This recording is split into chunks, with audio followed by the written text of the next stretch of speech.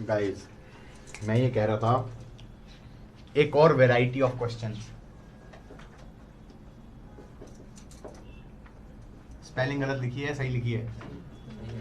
ठीक है, एक और वैरायटी ऑफ क्वेश्चंस। कैसे? ये टांग दिया भाई, ये टांग दिया और ये टांग दिया।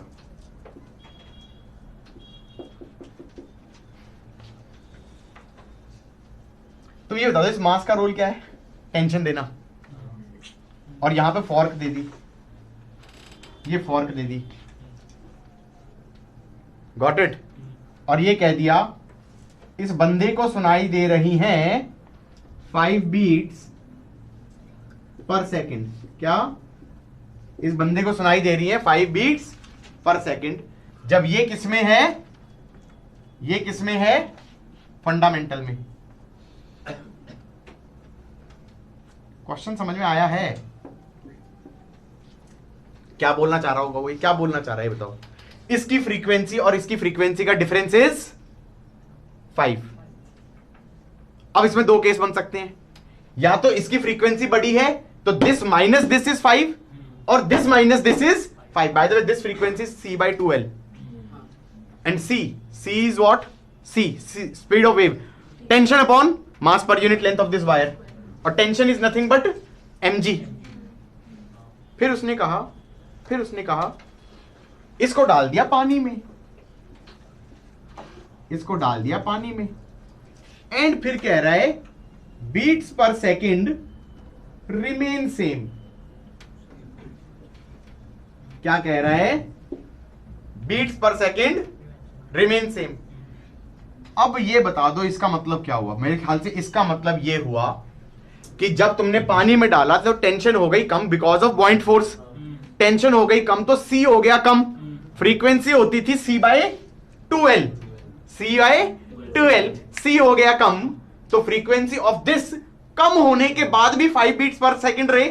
इसका मतलब पहले वाले केस में इसकी ज्यादा थी, फॉर्क की कम थी, और दूसरे केस में फॉर्क की ज्यादा थी, इसकी कम थी। तो इक्वेशन ये बननी चाहिए कि f1 minus frequency of fork should B 5, और दूसरे केस में frequency of fork minus f2 should be 5। ये समझ में आया कि नहीं आया? पक्का? क्या मैं कह सकता हूं f1 कितना हो जाना चाहिए? f1 is 5 plus frequency of fork. ये f1 को क्या लिख सकते हो? Under the root of tension upon mass per unit length by 2l is 5 plus frequency of fork. Tension को लिख सकते हैं mg ऑफ द टंगा हुआ mass upon mass per unit length divided bye 1 by 2l should B 5 plus frequency of fork. हाँ या ना? दूसरे केस में क्या बोलोगे? f2 should be frequency of fork minus 5। f2 को क्या लिखोगे? Tension upon mass per unit length. भाई टेंशन क्या हो जाएगा? mg minus बॉइंट force upon mass per unit length upon 2l should B frequency of fork minus 5।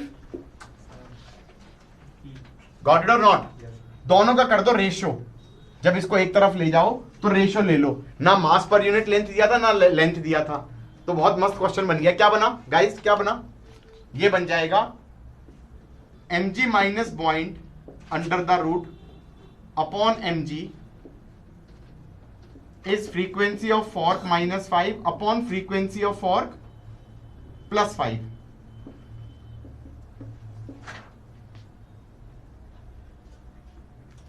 m को क्या लिख दोगे?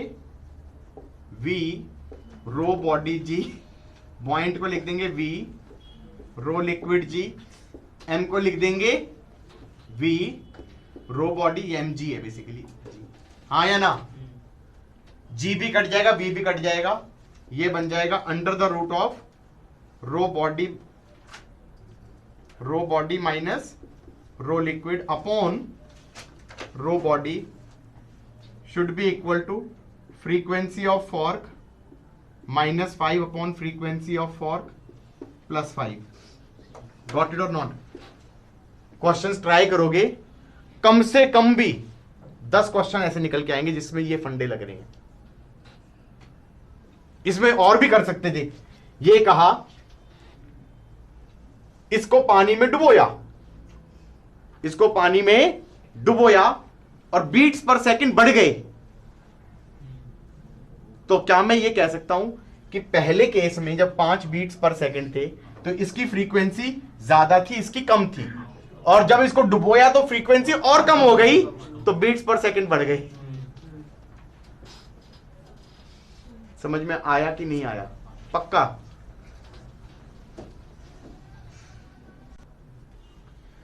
गाइज सपोज करो क्वेश्चन है, ये कह रहा है the frequency of a sonometer wire is 100 hertz. Frequency of a sonometer wire is 100 hertz. चलो जी, उसके बाद कह रहा है when the weight producing the tension is completely immersed in water, इसका मतलब there is a weight producing the tension। सही है कि नहीं है? सो क्वेश्चन कह रहा है when the weight producing the tension is completely immersed in water में, then the frequency becomes 80 hertz। सही है? और फिर कह रहा है and on immersing in a certain liquid the frequency becomes 60 hertz। कि वाटर की जगह किसी और लिक्विड में अगर इमर्स कर देते then the frequency becomes 60 hertz। और ये कह रहे हैं डेंसिटी ऑफ दिस लिक्विड निकालो। समझ में आया? अब मैं बताता हूं क्या करेंगे। हम ये कहेंगे कि 100 is under the root of tension upon mass per unit length divided by 12। Initial case में हमारा टेंशन कितना हो जाएगा? Under the root of mg upon mass per unit length upon 12। Got it? दूसरे केस में 80 should be equal to under the root of mg minus v rho water g divided by mass per unit length divided by 12। ये second case हो गया जब पानी में immerse किया था। टेंशन की वैल्यू क्या हो जाएगी? mg minus v rho g. और तीसरे केस में 60 would be equal to under the root of mg minus v rho liquid g upon mass per unit length divided by 12। सही है? m को क्या लिख दोगे? v rho body. एक काम करते हैं, एक इक्वेशन ये उठा ली और एक इक्वेशन ये उठा ली, इन दोनों का रेशो उठा लो। तो रेशो उठा लोगे तो क्या आ जाएगा? रो बॉडी, एक second, 100 by 80 is under the root of v rho body g upon v rho body g minus v rho water g। Got it or not? That's 5 by 4 is under the root of rho body upon rho body minus rho water. अगर CGS में रखूंगा सब चीजें तो रो water 1 ले लो। वैसे भी ratio ले रहे हो, समझ में आ रहा है? तो इससे रो बॉडी आ गया, ये आ गया 25 by 16 is rho body by rho body minus 1। 25 minus 16 is 9, row body is 25, so density of body is 25 by 9। Got it? अब एक काम करो, चाहो तो इन दो का रेशियो ले लो, तो आ जाएगा 100/60 is under the root of rho body upon rho body minus rho liquid, that's 5/3। तो ये आ गया 25/9 इज 25/9, कुछ कैलकुलेशन मिस्टेक तो नहीं करी है, upon 25/9 minus rho liquid,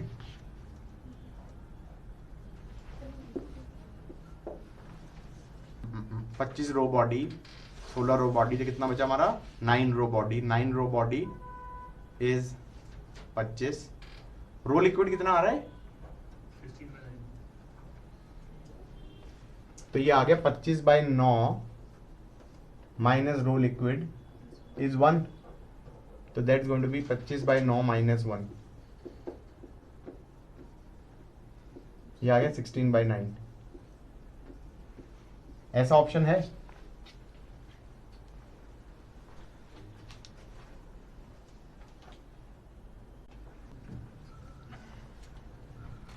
guys question कह रहा है, सुनो, a tuning fork is found to give 2 beats, a tuning fork is found to give 2 beats per second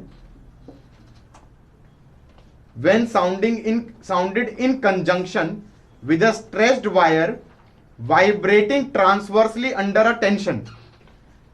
When sounded in conjunction with a stretched wire under a tension of 10.2 kg weight, हाँ या ना, और 9.9 kg weight। अच्छा, पहली चीज तो इसने ये भी नहीं बताया find frequency of fork, question है फाइंड फ्रीक्वेंसी ऑफ फॉर्क, ये भी नहीं बताया it is fixed at both end या fixed at both end, one end or free at other end, हाँ या ना। क्वेश्चन लिटरली दोबारा देख लो, a tuning fork is found to give 2 beats per second when sounded in conjunction with a stressed string vibrating transversely under a tension of either 10.2 or 9.8 kg weight. Calculate the frequency of the tuning fork. मान लो मैंने fixed at both and मान लिया, अब ज्यादा tension दूंगा तो इसकी speed ज्यादा होगी, और हमारा फ्रीक्वेंसी फंडामेंटल क्या होता है, C/2L। C डिपेंड करता है टेंशन पे, तो मैंने कहा जब ज्यादा टेंशन होगी तब भी 2 बीट्स हैं, और कम है तो भी 2 बीट्स हैं। इसका मतलब पहले केस में जब टेंशन ज्यादा है तब इसकी जो फ्रीक्वेंसी है फंडामेंटल वाली वो फॉर्क से बड़ी 2 है, हाँ या ना, और दूसरे केस में फॉर्क से छोटी 2 है। तो मैंने कह दिया under the root of 10.2 g upon mass per unit length upon 2L minus frequency of fork should be 2। दूसरे केस में frequency of fork minus under the root of 9.9 g upon mass per unit length upon 2L should be 2। अब क्या करो, ना तुम्हें g पता, ना मास per unit length पता, ना एक्चुअली में तुम्हें 2L पता, तो ये काम करे कांस्टेंट चीजें ना साइड में कर दो, तो इस वाली टर्म को एक तरफ ले जाओ और इस टर्म को एक तरफ ले जाओ और दोनों का रेशियो ले लो, तो तुम्हारे पास बन जाएगा 2 plus frequency of fork and frequency of fork minus 2 should be equal to under the root of 10.2 upon 9.9। Is that fine? And we are done. समझ में आया कि नहीं आया? अब यहां पर इसने फिक्स्ड एट बोथ एंड नहीं बोला था, मान लो ये fixed at one and and free at other and होता तो बाई 4L होता, यहां पर भी 4L होता, तो भी कोई फर्क नहीं पड़ रहा था। कॉन्फिडेंस आया पक्का?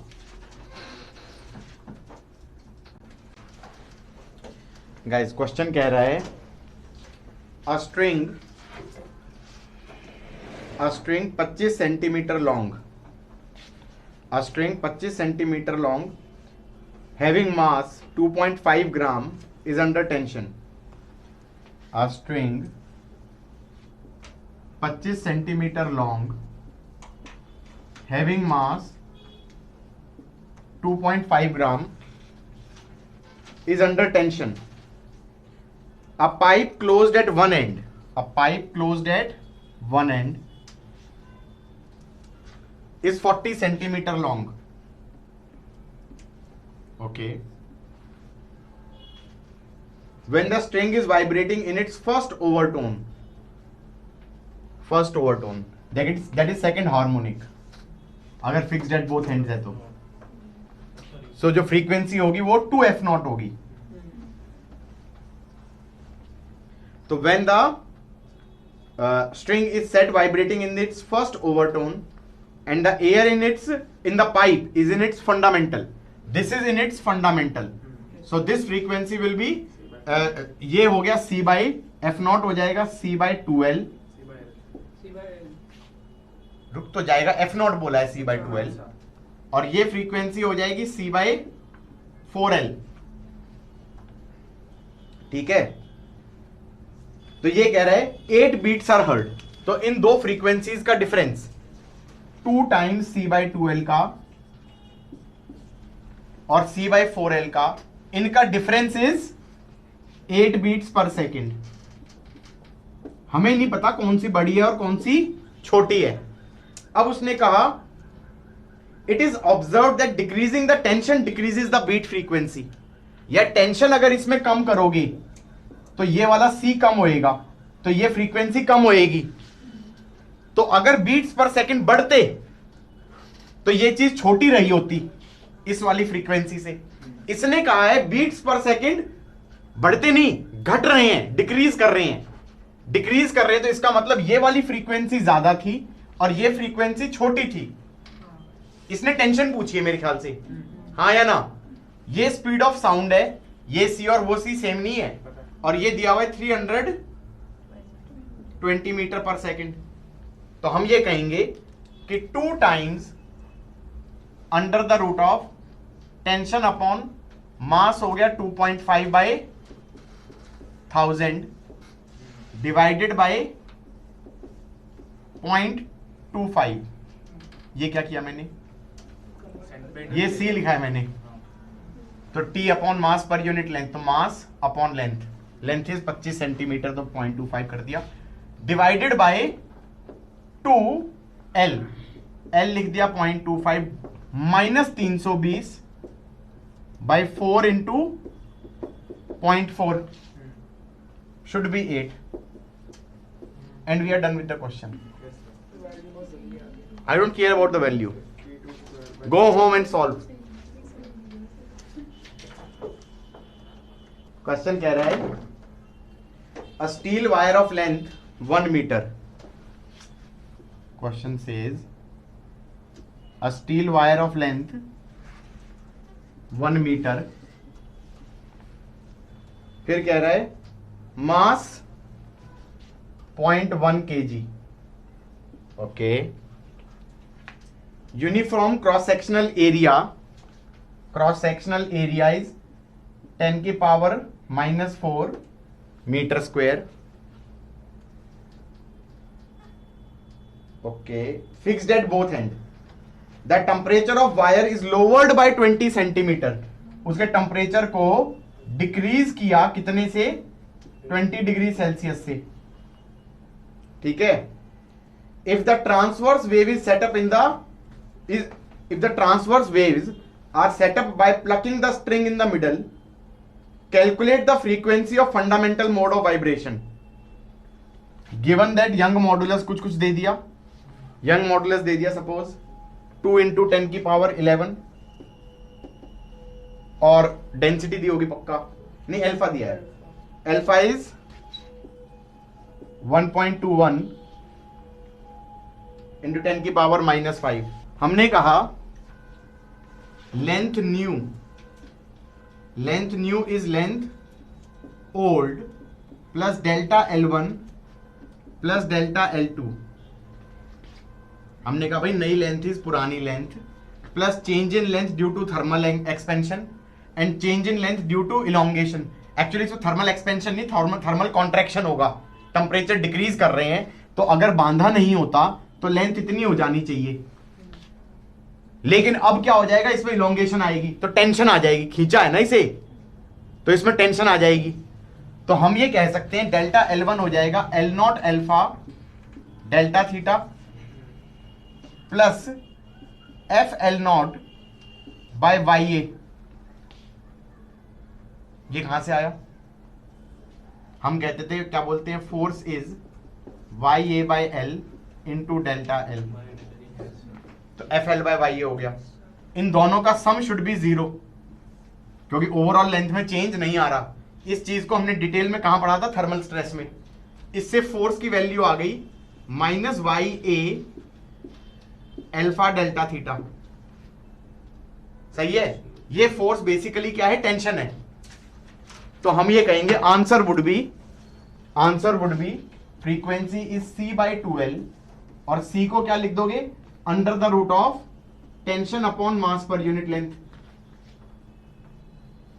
टेंशन को लिख दोगे under the root of Y A alpha delta theta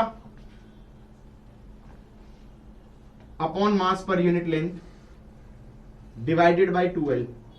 late us see, सारी चीजें दी हुई हैं, y दे दिया, a दे दिया, अल्फा दे दिया, डेल्टा थीटा दे दिया, और मास पर यूनिट लेंथ भी दे दिया, इतना kg पर मीटर अपॉन 2l भी दे दिया 1 मीटर। डन।